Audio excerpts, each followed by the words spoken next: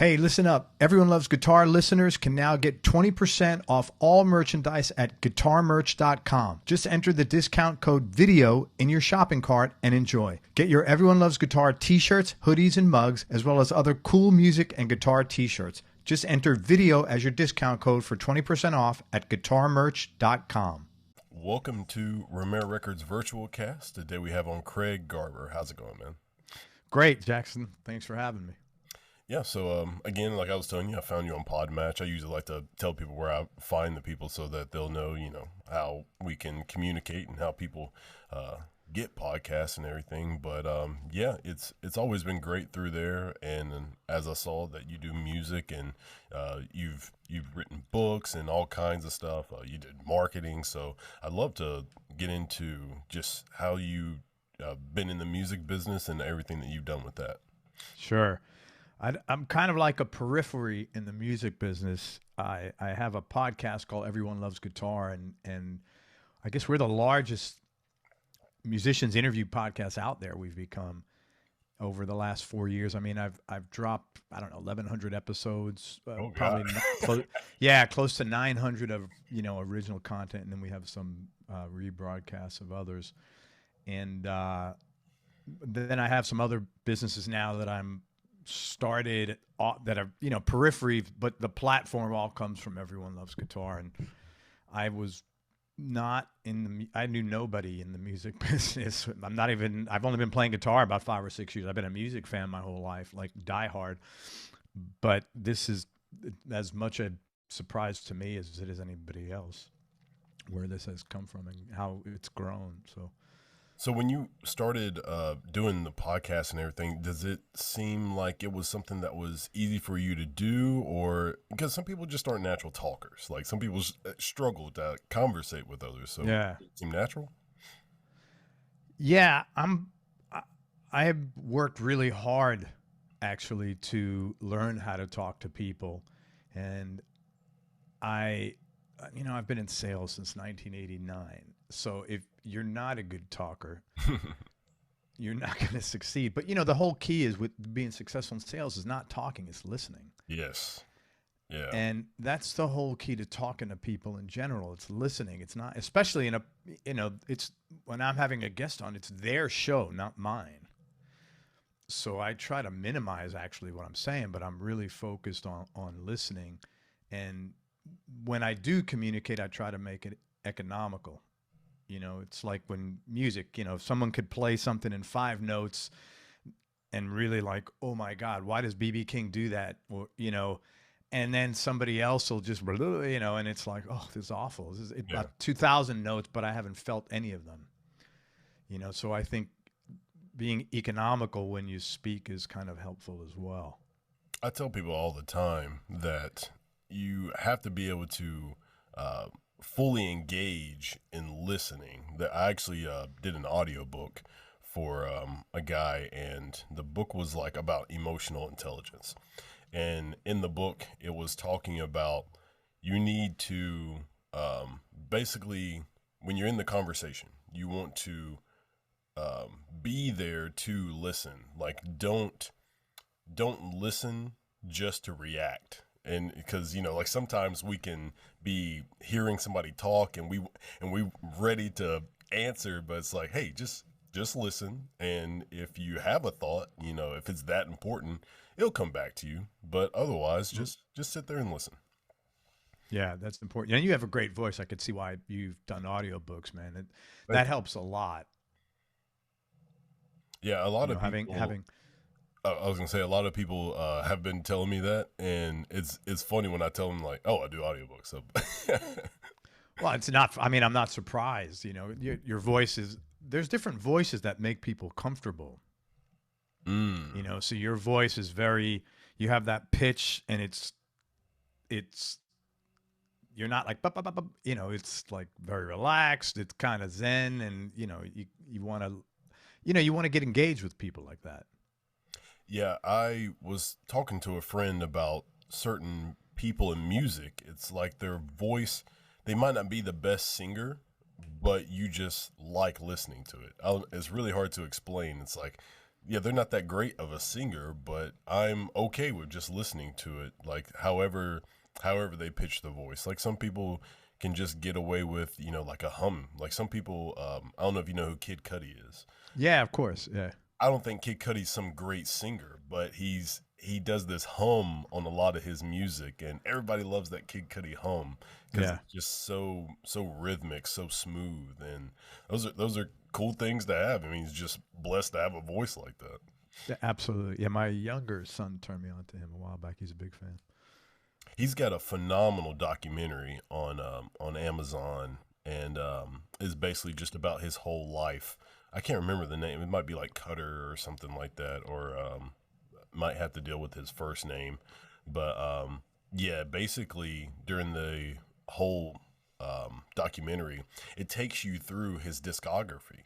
So it goes from like his first album or first mixtape where he was popular with a song called Day and Night, and then it goes all the way up until right now. And it's amazing because it takes you through such an emotional roller coaster, and also it talks about his relationship with certain people. Like him and Shia LaBeouf are like best friends.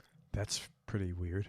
Right. Exactly. When I was like Shia LaBeouf, but yeah, they're like best friends, and he talks about how he knew when Kid Cudi was going through drug addictions and all this kind of stuff. Really dark times, but I'm just like that. Documentaries like that, I love them because we get to see into the mind and the life of the artist that we don't usually get to see. So some people just need to see that.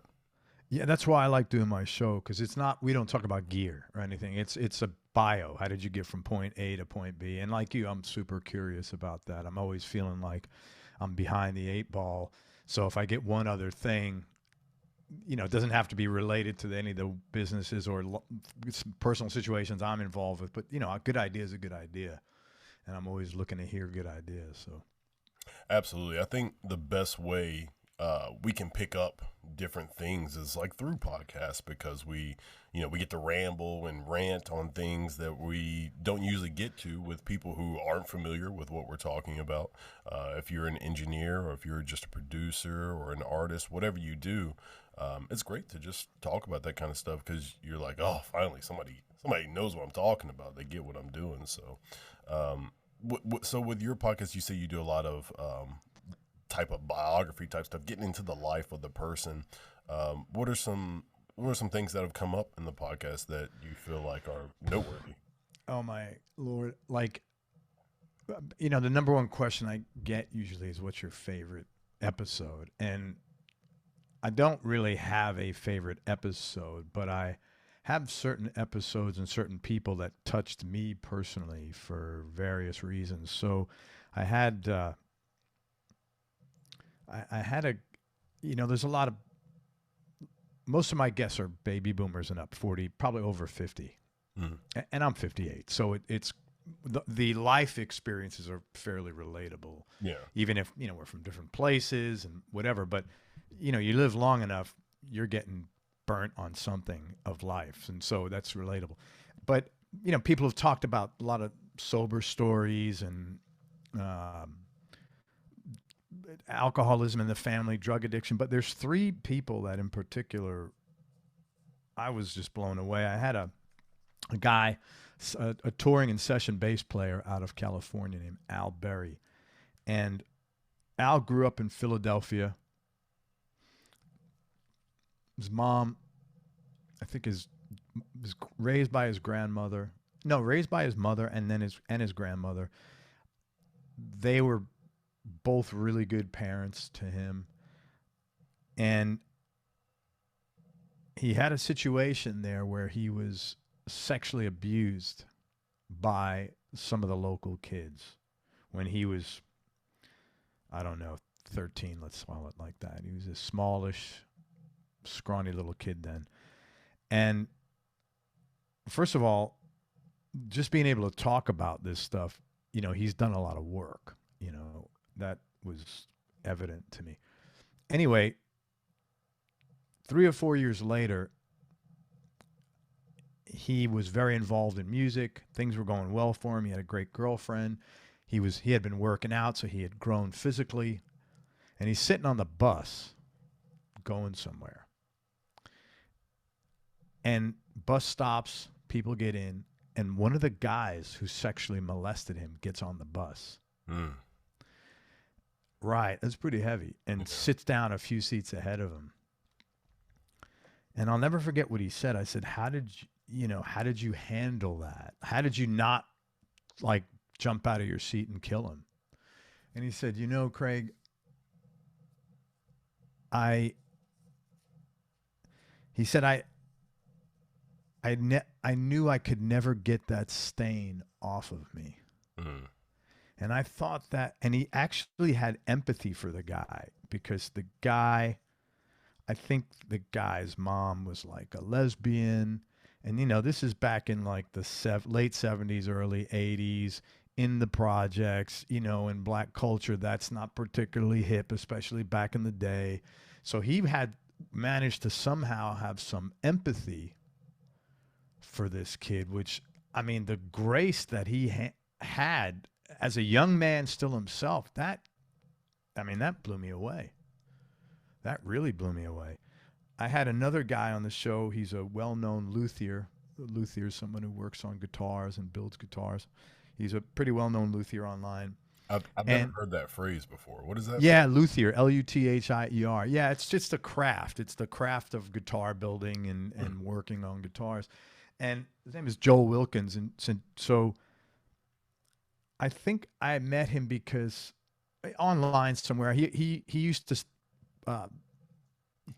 very nice comments on a lot of my shows, and I guess some of the guys I had and the guests I had on my show were his clients, so he knew them, and so he and I just started talking with him, and I said, man, you have a particular he has a particular expertise in vintage Gibson and Fender guitars, which are kind of like the most popular guitars, and vintage is a sort of niche.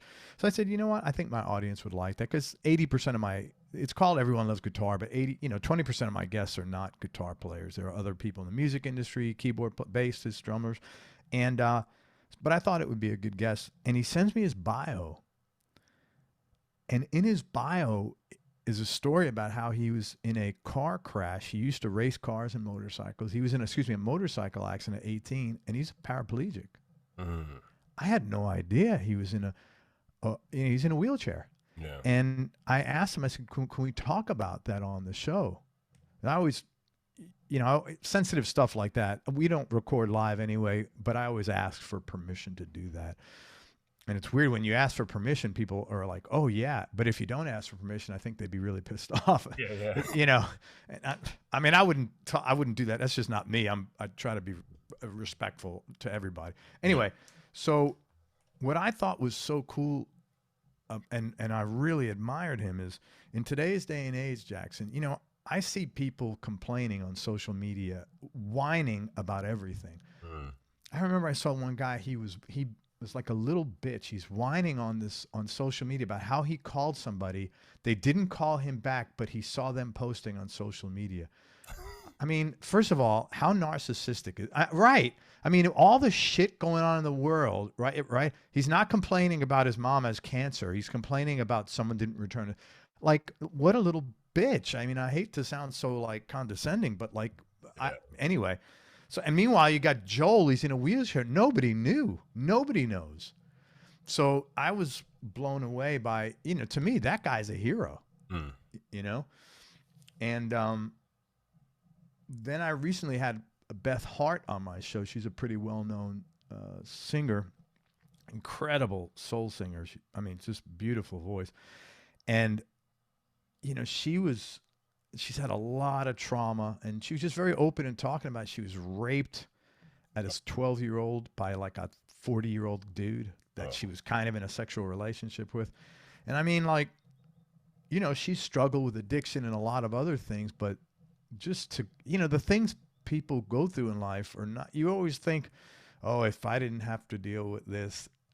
I don't really think like that after doing my show because, I get this constant thing of, hey man, we all got shit to deal with, And so those are pretty powerful episodes to me. And then I've also met a couple of people that I grew up kind of rough. So when I meet people, there's a few people you'll meet in your life that they literally just don't have a bad bone in their body. Yeah. And when I meet people like that, it's really, I'm like endeared to them because of how I grew up being a little rough and having some, being very not trusting for a long. And I meet people like that that are just so loving. I'm like, wow, I really, like I want to give them a hug because they're like, there's nothing you got to worry about with people like that. And there's not a lot of them because we all got injured some way. We're all fighting, or not all of us, but 99% of us. So when you meet someone that's just filled with like unconditional love and not, to me that's a very touching thing. So those are like some of the things that I've been fortunate to come across. To elaborate on your last point, this it's kind of funny, but I was at a party with one of my best friends, and we're playing beer pong, and this one guy. So we're all matching up partners or whatever, and I get partnered up with this guy, and I'm talking the most suave type. Like he's got this long curly hair, and he's kind of buff.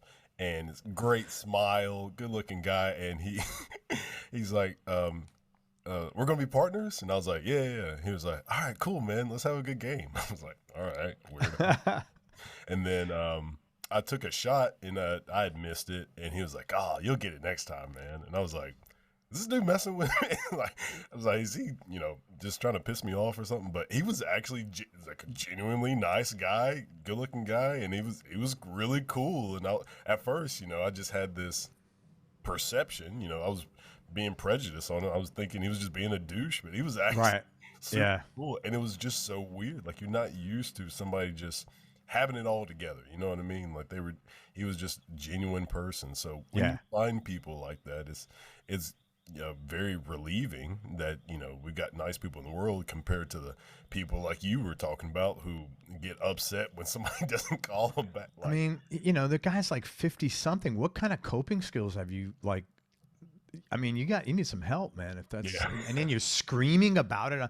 But here's the twisted thing, and this is what's bad about social media.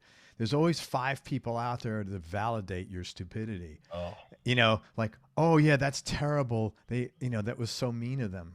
Like maybe they just don't want to return your call. Like, I don't know how somebody feels about me is not my business. That's my attitude anyway. I mean, yeah. I hope I never have that little going on that someone not returning a phone call. My kids don't always return my call. Why would I be worried about somebody else? I don't know, Jackson. I always think about American problems. That's why. Right. Yeah, right. That's a first world problem, right? Ask those people in Somalia or the Ukraine if they're worried about someone not returning a phone call. I know, man. Ridiculous. Yeah, it just seems like, especially with, I guess just like the music industry or really anything, like when you see people on social media trying to promote themselves or do something like that, there's always one person. I think sports is the worst. I'm a huge football fan, and I watch some basketball, but for basketball, it's terrible with LeBron. Like, oh man, there's some Instagram pages that post a lot of just sports in general, but when it's basketball season, it's almost always LeBron, and people will make jokes. It's become a running joke of like they'll post something that has nothing to do with LeBron, absolutely nothing. It'll be some kids in school or something like that, and then they'll be like, don't let this distract you from LeBron's career season. Oh my God. But he's just one of those guys that he's been so great at his sport that people can't help but hate him. Like, people love to hate him, and it's so unfortunate, but that's just the world. Like, no matter how great you are, I always tell people you could be the most beautiful apple, but somebody's going to want an orange. So don't even worry absolutely. Yeah, man. I mean, people comment, I'll have a 2-hour interview and someone will feel compelled to say, man, I really wish he would have talked about this obscure band he was in 1968. Like, okay. Sure. Sorry. Like, who has the time to even say that? Yeah. And I don't know. It just seems weird to me. For people to like, the entitlement of, I think people who are more my age, like Yeah. I'm 29, and so the Yeah. people who are my age and younger, I've seen it. Like, I don't feel like I have it, but I do feel like a lot of people who are my age and younger just have this sense of entitlement where it's like, why didn't I get what I wanted? And it's like, why do you Yeah. deserve what you want? Yeah, I mean, there's this thing, this dirty four-letter word called work, and you can pretty much like get whatever you want. I think it's maybe a little more prolific in younger kids, but I think it's a lot of people in general feel like I feel entitled. That's all it comes off to me. I'm a big guy for work ethic because I think when work ethic, in my observation, tells you a lot about a person. Because if someone's has a good work ethic, they're generally good people as well. And if someone doesn't, they're lazy. Those are the people you got to worry about. They're cutting corners. They're always, But when someone's got a good work ethic, that usually expands into the rest of their life. My observations, anyway. Yeah, I had a coach in high school. His name was Coach Camp, and he had a saying. He said, "You can call me anything you want, but you can't call me lazy." And I was like, Yeah. "I'm taking that for forever." Yeah. Such a good Absolutely. phrase because of Yeah, what you just let me said. close it. I'm sorry. I hear someone mowing their lawn. Let me just close this. I apologize. No, you're good. Go ahead.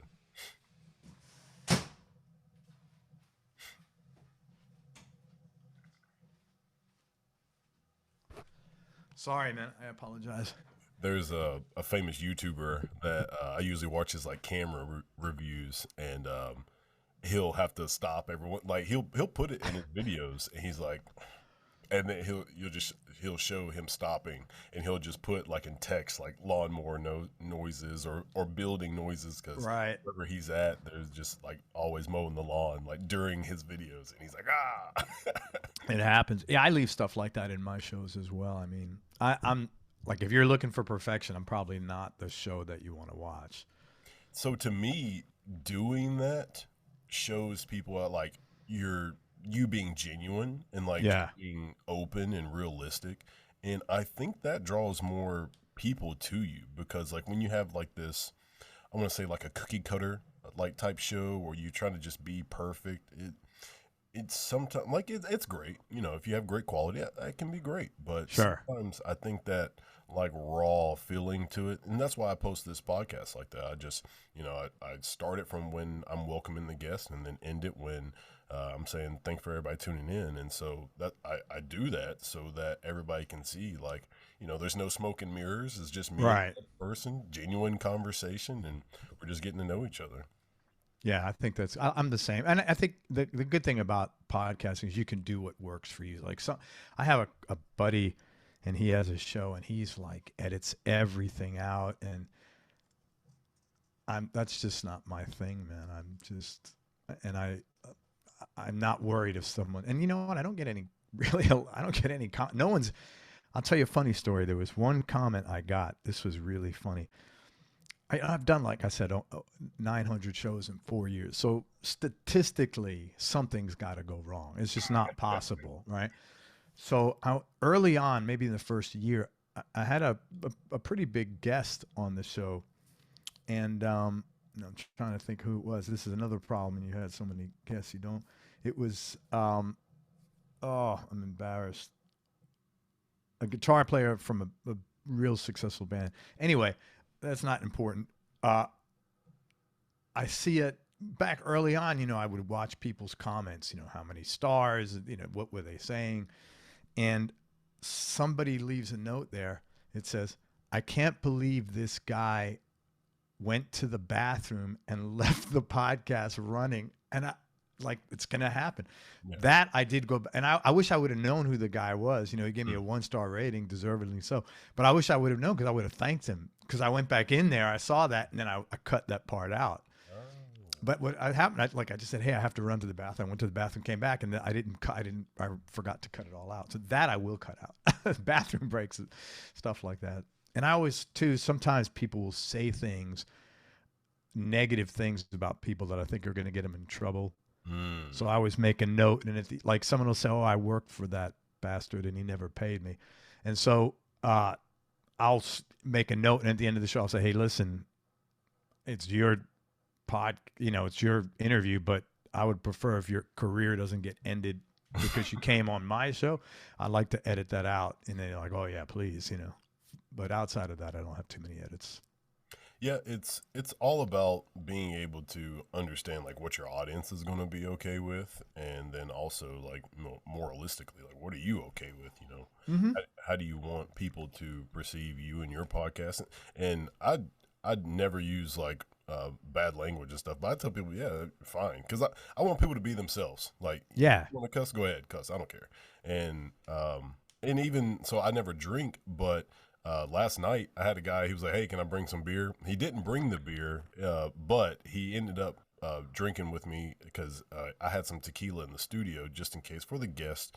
Sorry, I have a actual studio. This is like at my house, but Okay. anyways, I had some tequila at the studio, and he was like, "Oh, I'll take some of that," and I was like, "All right, sure." But I had a glass with him, and we just had a good time. But Right. those are the types of things, as I said, it's just being genuine with people and showing them like, hey, this is me, this is them, and you're watching us communicate and share thoughts. Yeah, it's less stress that way, I think. Absolutely. So going back to like your book, what is that about? Oh, okay. So my real career is I'm a marketing consultant, specifically in something called direct marketing. So like generating leads and building sales funnels and stuff like that. So I was kind of like a pretty successful online guru for many years in that, and also copywriting. Most of my money I've earned over the last 22 years between consulting and copywriting. I've probably written, not probably, I've written well over 4,000 ads in the last 22 years.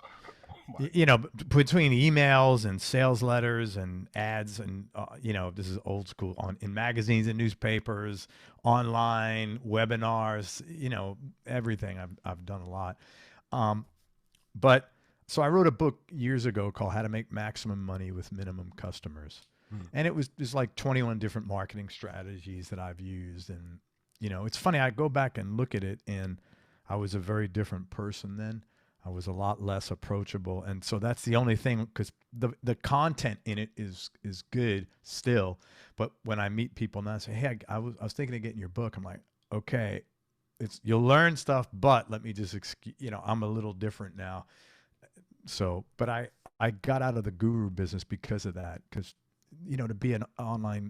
to be a guru, you really have to focus on positioning and lots of, you got to drop a lot of pearls of wisdom on social media so people think you got your shit together. I don't. I'm a work in progress. I don't even want to pretend that I have, I'm like everybody else. I just, God get me through the day, keep my family healthy, and then it's a win, So, so I wrote that book. I think I published it in '09. Do you feel like there's other things that you could have accomplished from the book, or do you feel like that was a phase in your life and you're done with it? No, I feel good about that and what I did, and I still do a lot of consulting work, but I'm just it's from referrals or people who know me or people who've found out about me. I just don't do the guru thing online. That just wasn't, when there's a certain template that you have to be successful in, if you're like the person in any endeavor, there's a template, and it has to be driven by a lot of, you have to be obsessed with getting likes or being liked. And that's kind of being ego driven, and it's nothing wrong with it. I have plenty of buddies that are like that. It's just not me. I don't care about that. And I can't pretend to care about that. I'm not going to post like, this is my wife and I at a nice hotel. That's no one's business. I'm not that guy. And it just didn't fit me. So I was really glad I did what I did, and I was glad I stopped doing what I was doing. I was glad I got away from the guru thing, because it just wasn't me. I'm not that guy. Again, nothing wrong with it. Just wasn't me. Yeah, me and my wife have had this conversation a many a times because, I've got two businesses. One is just with music and the audiobooks and stuff like that, and the other one still with music, but it's a record label we do publishing and photography, video, so it's media. But and then my wife is a personal trainer, and so Okay, cool. we were talking about just ways of marketing and like posting on social media and stuff. And we just follow so many people who talk about like, posting all the time. And we were just like researching and we were just like, yeah, that's not us. Like we don't Yeah, do that. you have to do some. For me, anyway, one of the things I learned by failing at things is I have to do things that's congruent with who I am. Where my place in the universe is like peaceful. Mm. And I think everybody needs to do that. And so some people, that's their place in the universe. They're like they feel at home, and that's cool. But that's not my thing, man. It's just not my thing. Yeah. Also, I just realized this is another saying that that coach in high school said. Um, Gosh, what was it? Oh, he said there's two kinds of people in this world. There's the kind of people who say it's like the two kinds of people like in a room. One is people who say "Here I am," and then the other group of people is "There you are." And Yeah. I was like, "Oh, that's pretty neat." Because there's some people who just always want attention. Then there's people who don't care to have the attention. They're like, "Oh, yeah, there you are." That's a great one. Yeah, I like that a lot. I'm probably in the middle. I'm more towards there you are, but I'm definitely not here I am. And that's what was uncomfortable for me with that. It just wasn't my values are more my values over time have changed more from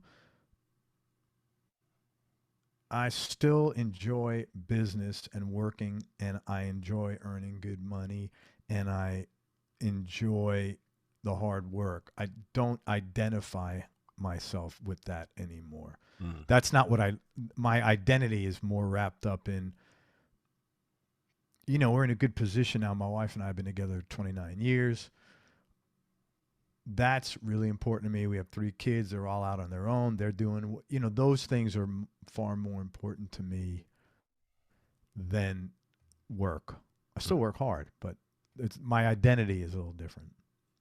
Yeah, I think some people don't know how to manage that, work life and then their personal life and their free time. And me personally, like, I will definitely evaluate myself on usually like a weekly basis, maybe every few days.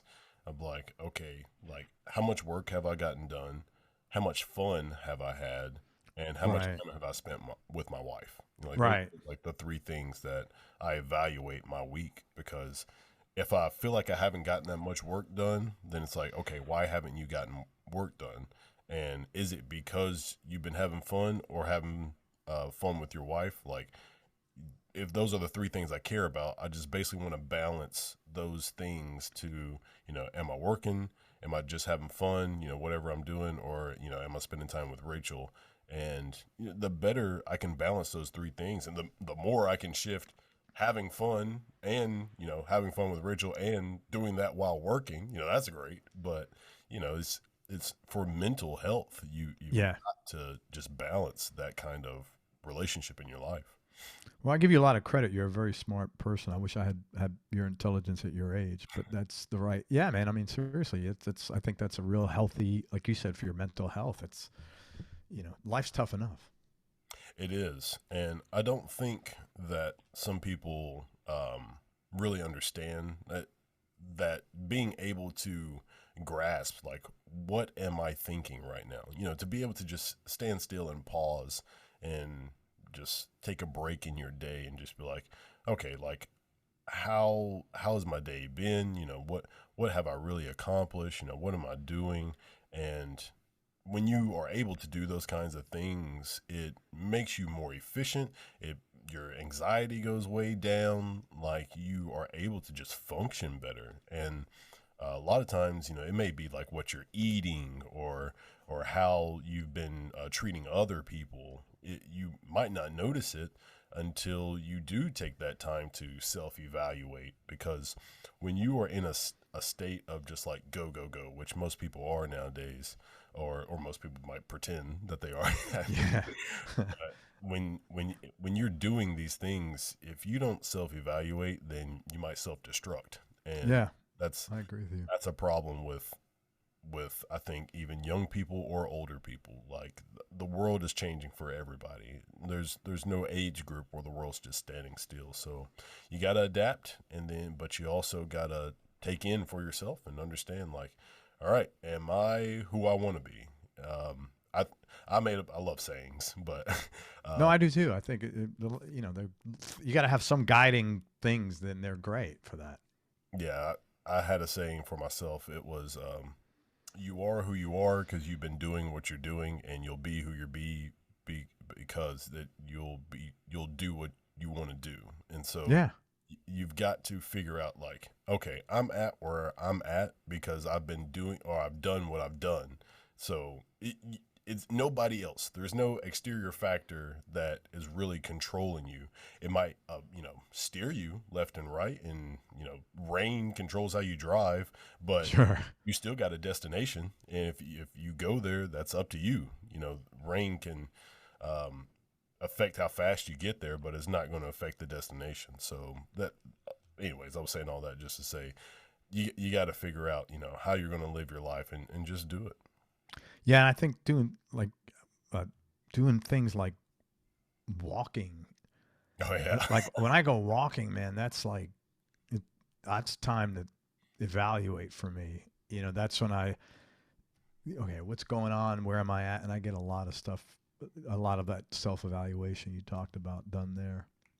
Yeah, when you're walking, you just kind of look around, you see the world around you, you Yeah. see you hear sounds that you might not have heard in a while. You might see like a weird beetle or something like that, and it'll just kind of trigger things in your mind. It might trigger your past. You might be like, oh, I remember seeing one of those when I was a kid, or something like that. So memory is a really crazy thing that can really affect our everyday life based off of our interactions with the world around us. So I definitely think more people should walk. Like, Oh, dude, it's like so healthy for you, man. It's so good. I mean, physically it's healthy, but mentally, it's like you said, mental health. It's your awareness as you can be aware. Because, like, I have headphones. I almost never take them when I go walking, oh, for that reason. that's a smart thing. I never really thought about that. And I love music, believe me, because I'm really tempted. But I listen to music all day, so you know. I actually think about that with working out. Like sometimes I don't use music when I work out on purpose, so that a lot of people like to listen to music to get like amped up, and Yeah, right. I do. but sometimes I'll not use music on purpose so that it's just like innately inside of me. It's like not taking a pre-workout, so that you just, like, I guess you get more focused because you're not using an external factor to help you get there. It's just like you and the weights. It's just Right. us two. So I don't know. Well, you can do that when you're 29. When you're double that age, you're probably going to need music, bro. Later or something. So so with the marketing stuff, I'm really intrigued with this. Yeah. I so with being able to, I guess, consult and assist people, um, does it seem like most people have the wrong, I guess, impression of how marketing works? I would think most people. Yeah, they do. I would think 100%. so. 100%. What are some things that people are usually, I guess, misconcepting? They probably think, well, oh, if I just post this thing, a million people are going to see it. Yeah, right. That's okay. So that's a really good question. There's a number of specific things, and it depends on what level you are. Because I can work with someone who's an advanced marketer. They know these things already, and they have one set of issues. And then but let's talk about basics. So most people, the biggest problem they have, you say, hey, who's your customer? Everybody's my customer. Everybody needs haircuts. Okay, that's problematic. Yeah. Well, I don't need a haircut, of course, but I mean that's problematic because when when you're speaking to everybody, you're speaking to nobody. Because people want to, you have to identify, we're open for everybody. Well, versus, we specialize in coloring women's hair, or whatever. And then you can have multiple specialties and you break them down in multiple marketing pieces. We have where your different marketing can address different people, but you can't speak to everybody because nobody relates to that. They want to relate to, if you're a therapist and you say, well, I handle family problems. Well, that's not that good. You want to be more specific, than that. I specialize in working with divorced families, specifically divorced families with young children to initiate healing or whatever. But you really want to talk to specific people in your audience, even if you do work with multiple people. And really, the truth is, if you can drill down into having more of an interest, like my show, Everyone Loves Guitar. So like I said, 20% of my guests are not guitar players. I knew if I started a show of, music bios, nobody would listen. It's too generic. But Everyone Loves Guitar. If you're a guitar player, you might give me a shot. Right? And so then afterwards, I expanded through that. Once I had an audience, I said, okay, let me see if I can go further with different things and other musicians. And the thing I was very lucky personally about was, I started off literally talking to students. Where are you located? I'm in Memphis. Okay. So Belmont, Belmont University in Nashville. Yeah. So I started talking off kids who just graduated school, and I sort of worked my way up from a white belt to a black belt. And then once I had my black belt in guitars, I was very lucky. I didn't have to start I got an instant black belt entry into like bass players and drummers and, and engineers and stuff like that. But I knew that I had this captive audience and we weren't like pushing it dramatically. If you're into music, you're not going to say, well, you had this drummer on, you had the drummer from Deep Purple on there and it wasn't my thing. You're going to listen because you're there for the stories at that point in time, and people need to treat their businesses more like that. And from a marketing standpoint, the other thing is you can't always get a customer in your marketing. Sometimes you just want to generate a lead. So what I mean a lead is that you want to let people qualify them. Not everybody's qualified to work with you. I mean, if you're a financial planner, right, you might work on helping middle-income families reach retirement. You might specialize in working with affluent families setting up charitable trusts, right? You have to it's kind of like fishing. If you go fishing in a lake, if you put out a ball of bread, you might get a catfish. If you put out a particular kind of Senko floating worm, you might get a bass. And it's the same thing with marketing. So that whatever bait you put out dictates who responds to those ads. Mm-hmm. So you really want to figure out who do you want to respond to those ads and put out information that's going to attract, put out the bait that's going to attract the kinds of prospects that you want. And that's all within your control. And I'm sorry, go ahead. I was just going to say this subject is hilarious to me for females because a lot of them who on social media will post like partially nude photos and all that kind of stuff and get upset when guys are like saying the most crude things to them. This does not mean it's okay for guys to do this, but right. But the bait that you are putting out there, don't get surprised if a shark wants to bite. Dude, I hear this all the time because, there's a lot of women that are single and divorced in their 50s, right?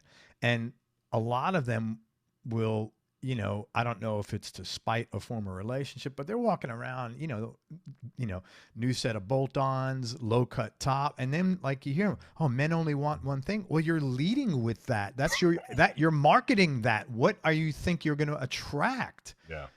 You want to attract the guy that goes to church every Sunday. That's not the dude that's going to respond. I mean, he might, but there's other, you know what I'm saying? It's exactly what you said. Yeah, of course people are crude. There's no reason to be crude. And it's like, that's not the issue though. They're advertising that. So that's what it's attracting to them. Totally, man. Absolutely. Another thing, I just started to talk about leads. Sometimes you don't want to make a sale. You just want to attract a lead. So for example, there's 3 or 4 situations where you're better off attracting leads. One of them is if you're selling high-end services, and I'll explain what this is in a minute. One of them is if you're selling high-end services. One of them is if your process takes a long time to complete, like life insurance, mortgage brokers. One of them is if you're in a kind of a squirrely industry where it's a lot of deception, like roofing. There are certain industries, used cars, right? There are certain industries that just tend to have a lot of deception in them or fraud. And so if you're doing one of those things, you probably don't want to try to get a sale. You probably just want to find someone that's interested in what you're offering. So I don't know, let's say you're an accountant. You might put out, a report or a video series online.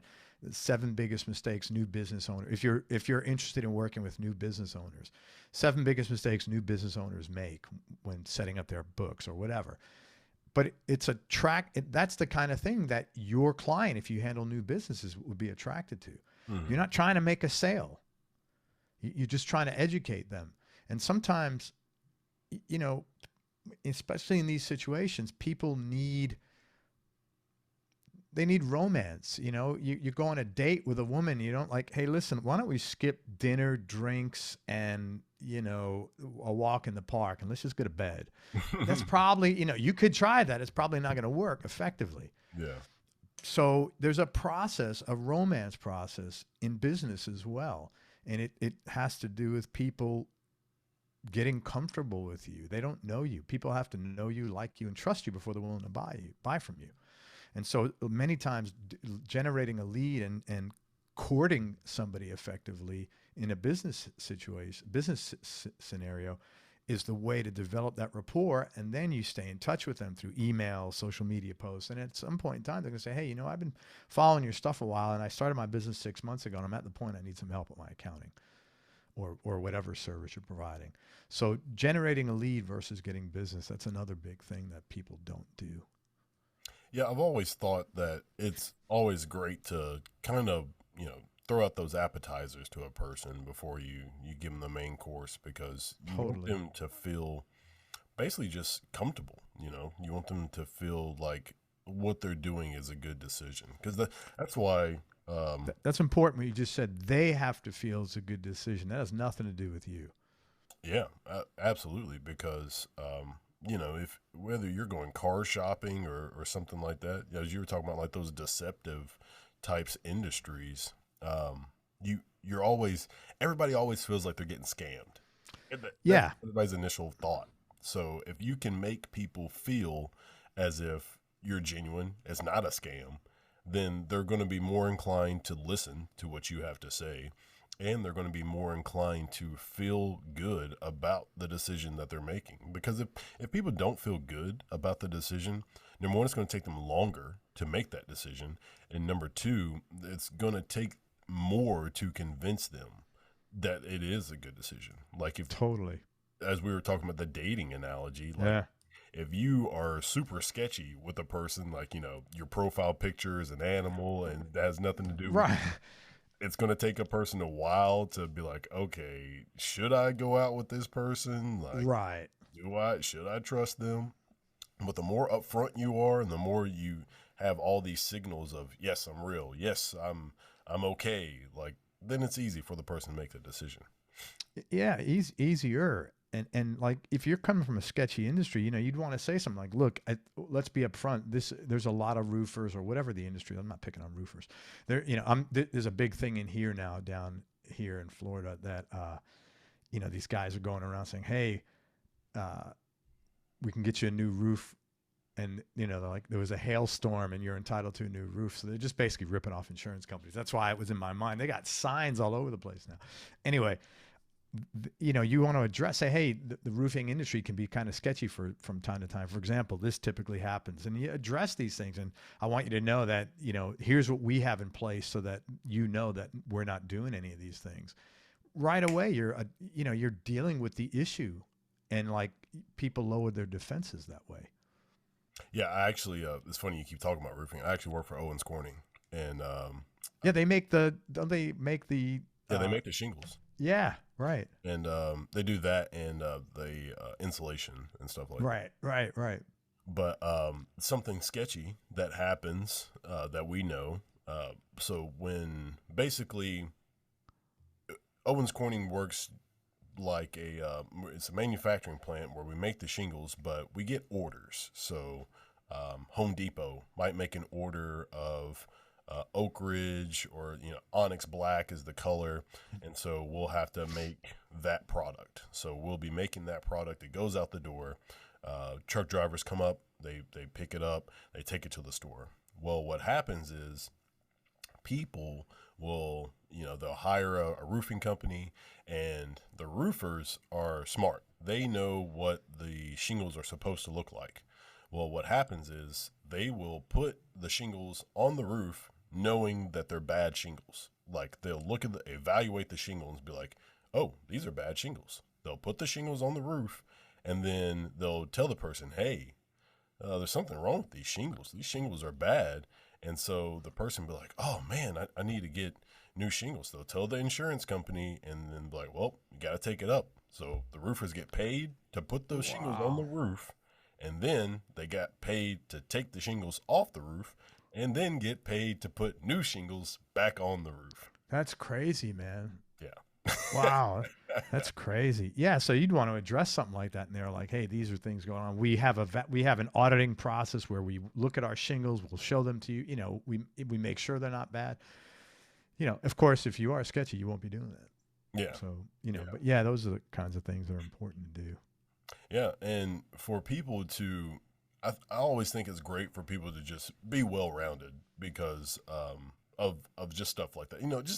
I love my podcast because I have all these different kinds of people on, and so if you're watching my podcast, you've gotten knowledge from all kinds of people. So just being aware of like small things like that, and just having that kind of just common sense, like in life in general, when you can pick up on how things are going. Because if you like being a good salesperson, you can pick up on people's bull from a mile away. Like, when people are just lying to you and not being truthful to you because you're a salesperson. Like, yeah, there's a bullshit detector that sort of, I actually like that, knowing that. Yeah. I mean, it's a good skill to have, because that's what we're all afraid of, is that somebody's trying to scam us out of money or our house and home. And we just want to understand. Totally, man. Absolutely. Do you think that whenever you're marketing to people and you're helping people with their marketing scheme, that they have a hard time grasping these kind of concepts because they're not familiar with the techniques? Sometimes in the beginning, but I'm pretty patient. Okay. I'm more like the person like, hey, does this make sense to you? I want them to, they're paying me. I want them to walk away thinking, man, that was money well spent. So I also ask people in the beginning, I do an assessment, like, and just from being around people so many years, okay, this person doesn't have a big skill set. So I'll even sometimes refer them to books, or I'll just talk, I look up this concept, or go to my book, or go, nowadays it's so easy. You talked about mistakes. Like, whenever I'm looking up something that's brand new, the first thing I do is like mistakes people make with blank. I just want to know. And there's no, nowadays with now, I have to balance, because my kids will call me for stuff. And, I have 3 kids. Two of them are older, 30, almost 32, 30, and then 22. And so they'll all call me for stuff, which is another funny thing about being a parent. You're like real stupid until they're out of the house. Then, man, it's really funny. So I have to balance. Sometimes they'll call me and I'm like, man, you should Google that. So I don't want to, I have to balance between making sure they're learning and being it, but I don't want to not get the calls because I like helping them out. You know what I mean? It's just different, a new thing you have to do with parenting as your kids get older. I even do that with my wife. Like a lot of times she'll ask me questions and I'm just like, you could have just Googled it. But I'm just like, dude, yes. And that's important to do with your spouse or your partner. Cause you don't realize you enable people you're not serving somebody if you're always doing stuff for them. Yeah. And that's real important that, if you care about someone, you got to let them do it and feel good. And they got some skin in the game now. They feel different. Yeah. I definitely think that there's value in helping somebody just be a better version of themselves. Like, just helping. Totally, man. Instead of doing everything for them, help them just do the things that they want to do without your help. Because when you can do that, it adds value to who you are. Yeah, and they feel better about themselves, and that's when you can make your spouse help them feel better about themselves. Man, you win. I mean, you win out of that. So I mean, why wouldn't you do that?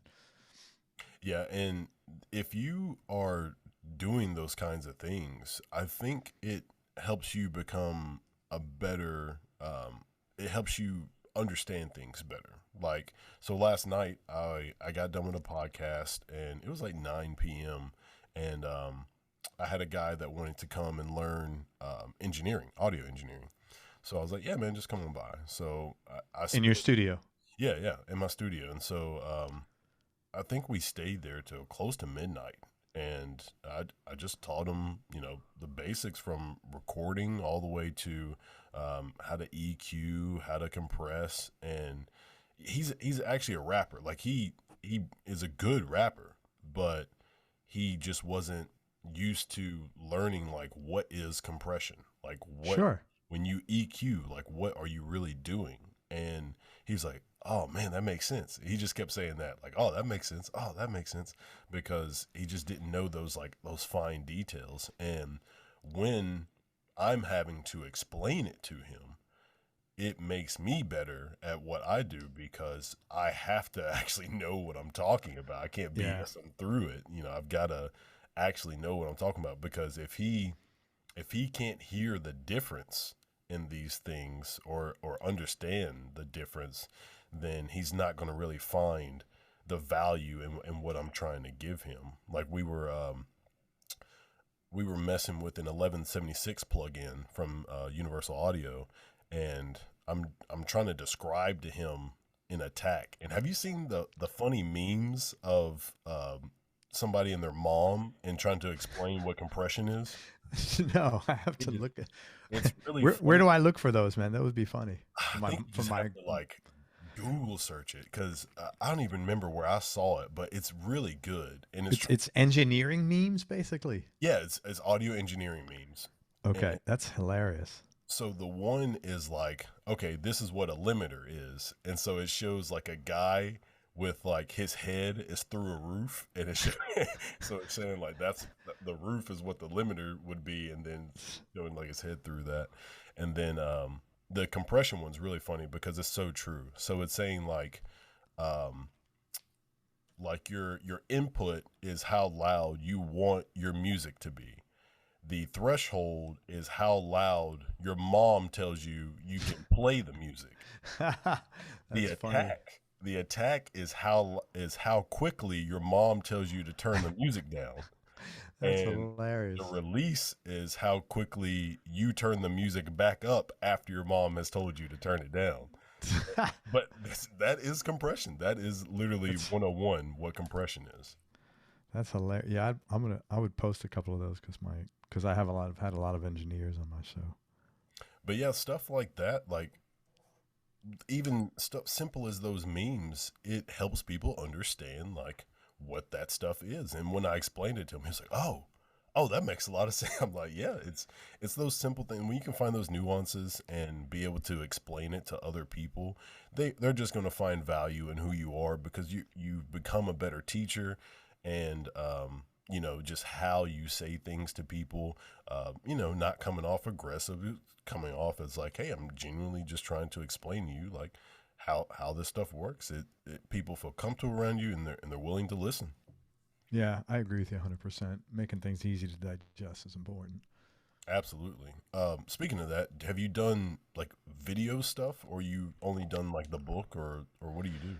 Yeah, well, the video stuff came like, you mean for marketing? Yeah, yeah, anything like Oh, my every one of my shows is a video. oh, okay, We have all our shows on YouTube as gotcha. well as audio podcasts, and actually we get a pretty large audience on YouTube, which is another thing, that a marketing thing. If you want to relate it to that, you are not your customer, so don't ever sit and say, "Well, I wouldn't do that," because that doesn't mean your customers won't do that. I do that all the time. Yeah, that's an old rule. You are not your customer. Yeah. Like I wouldn't listen to me for 2 hours on a video. But other people have, not listen to me, but they want to hear me interview people. Yeah. So that's another one. But yeah, so I don't have a lot of marketing stuff on video because I just don't. I'm not actively marketing myself for that anymore. Yeah. That's it's such a difficult thing, that whole, you aren't your customer, because you're you're trying to market to people the way you would want to be marketed to. And that's it's not good, because like I tell people all the time that right there, like, I probably wouldn't, do that, even with like, so TikTok, like I'm not huge into TikTok. Right. I never look at it unless I only got it because one of my best friends uses it, and so he will send me stuff on there. But that's it. That's the only time I ever open the app, is when he sends me something. Right. So, and a lot of people all the time are like, dude, you got to get TikTok because music is getting huge on there. Cool, but I'm not into it. Not And your thing. yeah, Yeah. and maybe I should be on there, but I'm not going to be really into it because I'm not into it. Well, that's another marketing thing, Jackson. Like, you can't serve every master. Yeah. You gotta, like me. I like YouTube. I do post stuff on Facebook, but I like YouTube. That's the social not so that's the media platform I've committed to outside of podcasts. Okay. And I'm good with that. And there's a lot of reasons which I don't want to get into, but because everybody has their own thing.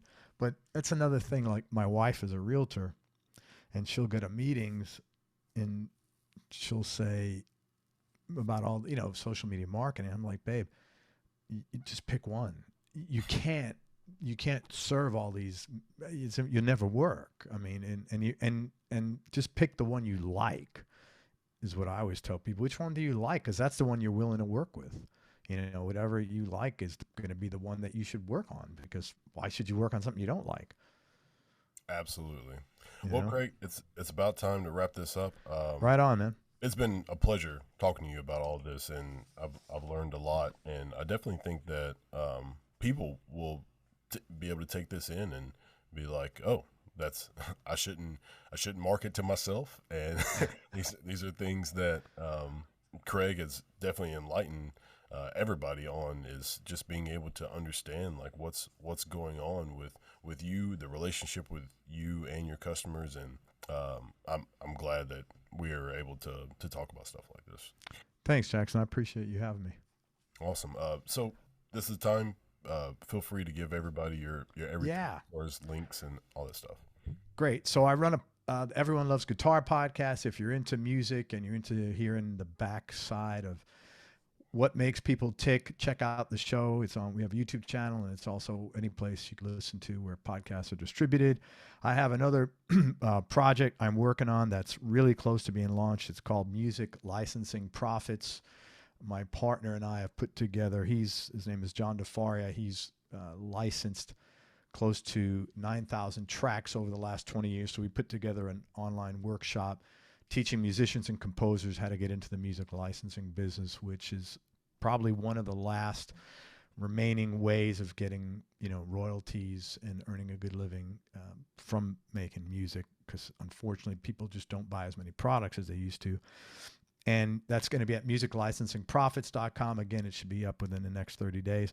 Also, if you're interested in working with me on some podcast consulting, you can go to, it's on the Everyone Loves Guitar website, but as a shortcut, ELG for Everyone Loves Guitar, elg.fun/podcast, elg.fun/podcast.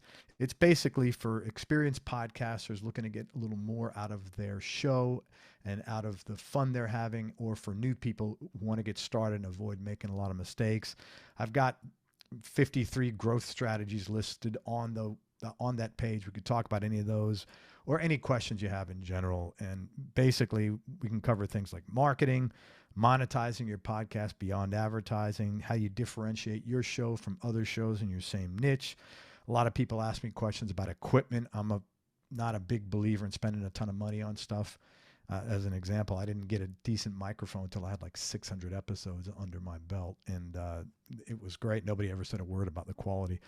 What else? Making guests comfortable, how to get guests, podcast distribution. And another thing that seems people ask is, how do they handle both their listeners and like nasty comments, basically? So we can cover any of those things. But you can, again, check that out at elg.fun/podcast. And if you just want to get a hold of me, go to everyonelovesguitar.com and go to the contact tab. And there's a place you can send me messages right there. And thanks for listening. I hope you got something out of this. And thank you, Jackson.